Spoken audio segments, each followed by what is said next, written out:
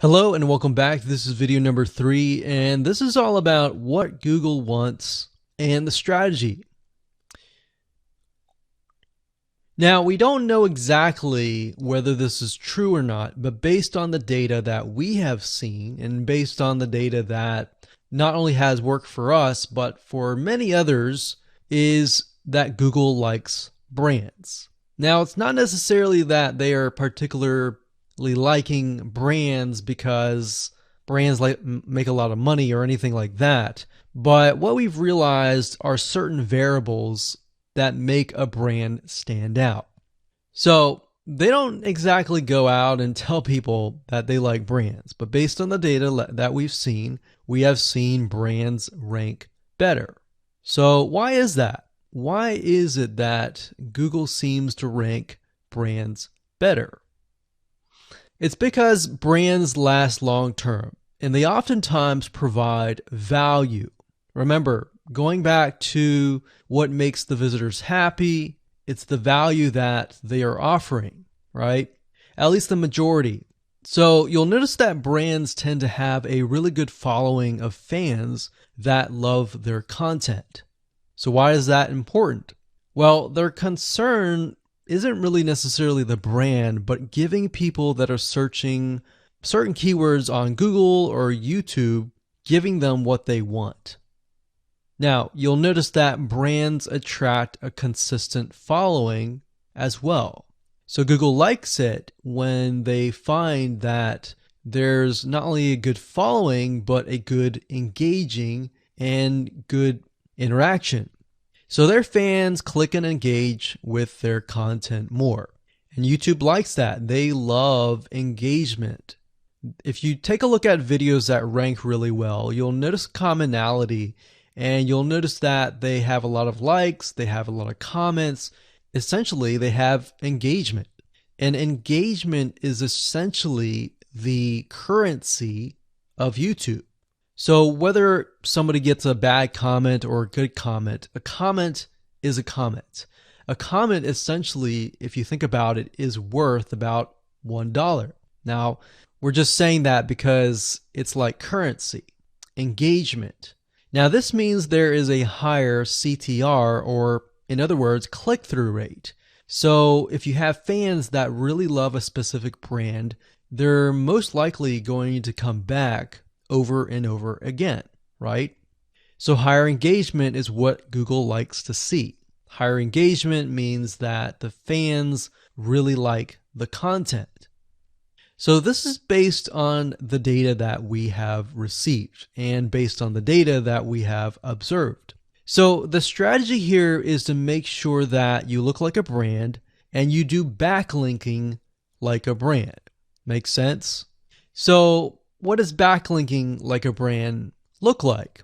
Well, if you think about the visitors that are coming to that brand, they are looking at it, they're engaging with it, they're sharing it with their friends. Now, like I said earlier, there's no exact this is the way it is, but based on the data that we have gathered over the years and what we see, what works and what hasn't, we can safely say that looking like a brand will be better for your YouTube channel. And of course, gathering a fan base and a good following that is interacting with your content is also key. Now, if you look at brands, they have many social properties besides YouTube channels. They've got Facebook.com, they have Twitter, they have Snapchat, and more. So it only makes sense for your brand to have the same properties in your brand name and interlinking to each other, right? So let's say, for example, that you upload a video to YouTube. Then it's going to make sense for you to post that same YouTube video or share it via Facebook, Twitter, Snapchat, and more. So essentially, we're interlinking them together. And that kind of brings us to this strategy, which is the ring. You're basically interlinking everything together. So like I said, for example, you post a video on YouTube, it needs to be pushed to Twitter, your Facebook fan page, and other social properties. And fortunately, because everything is going to be automated, once you do that, it will trigger and it will automate the whole process. So it makes sense because your fans will be located at these different social properties. So some people will be at Facebook, some people will prefer Twitter, and some people will prefer maybe Snapchat or Instagram and other social properties. But if you think about it, it sounds very time consuming and tedious, right? And yes, it is, but once everything is set up, it will actually make your life a lot easier. But like I said, don't worry, we're going to show you how to speed things up with a few dollars. So with that said, let's move on to video number 4. Hello and welcome back. This is video number 4. And we're going to talk about the ring, which is the strategy.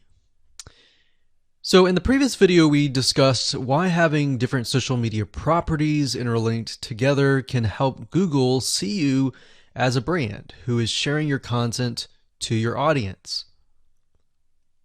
In other words, these aren't just random backlinks, but links from big sites that are branded towards your company. And this is why this is super targeted and is much more powerful than a simple backlink. Makes sense? So now let's take a look at what this looks like in real life. So let's head on over to our nifty mind mapping software. I'm going to map things out so that you're going to be able to visually see how it all works. Okay, so to better understand how this works, we're going to map things out. Now, before we map things out, I want to start with some basics, and let's just pull this out here. So essentially the concept here is as you're building your brand, you're going to have many different social properties. And let's say, for example, this is the Facebook fan page. So that's your fan page. And we've got the YouTube channel over here because that is our end goal, is to have our YouTube channel get ranked higher. So essentially what we're doing is we're getting a backlink from this to here. And this could be Facebook, it could be Twitter, it could be Instagram, it could be any other social media platform. But it has to be branded towards you. It can't just be somebody else's fan page unless it is actually related. But if it's related, and if it's branded as yours and it's linking to your YouTube channel, that essentially is a vote of confidence, but also it shows YouTube that you're interlinking. So that's basically the concept here. Now, if we dig a little deeper, basically what we want to set up is every time we upload a YouTube video and it gets posted, maybe it gets posted publicly, what ends up happening is we push that YouTube video and get it embedded onto the Facebook fan page, the Twitter page, the WordPress page, and all of that.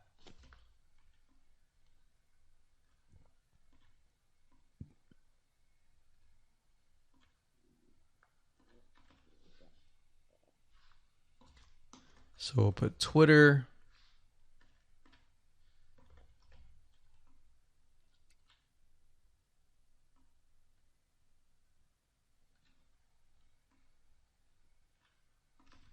And we'll do WordPress.